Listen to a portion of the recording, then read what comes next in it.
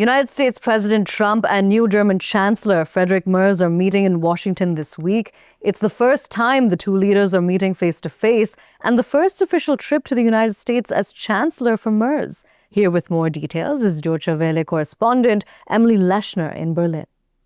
Emily, what topics are going to be on the table at the meeting? There are three central topics of discussion. The first is the war in Ukraine, of course. Trump told Merz during a phone conversation a few weeks ago that he supports European efforts to bring an end to the conflict. So there will certainly be talk of how to do this, or at the very least, how to get Russia to agree to an unconditional ceasefire. Then there is the issue of trade. The 50% tariffs on steel and aluminum just went into effect. And if Europe and the White House can't agree on a deal by July 9th, then Europe will see 50% tariffs on all other imports coming into the U.S. Germany is facing a recession. Its manufacturing sector, particularly the auto sector, isn't doing well. So Merz has a big incentive to find a solution by this new deadline. And the other item of discussion at the meeting is going to be how to calm growing tensions in the Middle East. Merz hasn't been in office very long. Does he have enough of a relationship with Trump to sway the needle on any of these issues when other EU leaders haven't been able to? Yeah, that's right. I mean, the fact that Merz doesn't have much of a history with Trump yet may make work to his advantage right now. At the moment, Trump and Merz at least appear to have gotten off on the right foot. Merz is staying at the official guest house of the White House. That's considered an honor. German media is even reporting that Trump and Merz are on a first name basis. So maybe I should say Donald and Friedrich.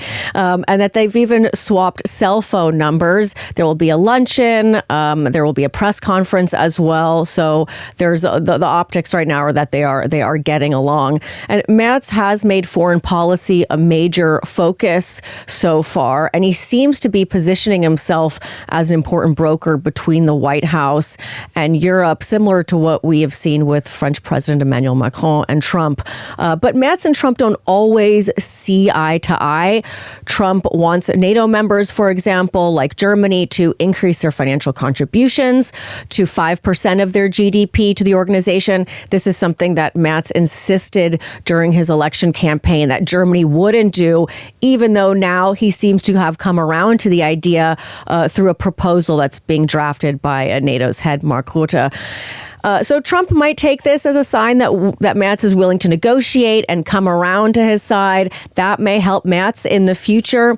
But we also may see some friction when the finer points of this proposal are being discussed. And when it comes to ending the trade war as well. So not everything is harmonious, even though right now it does seem that they are getting along. Are there more points of friction between Berlin and Washington?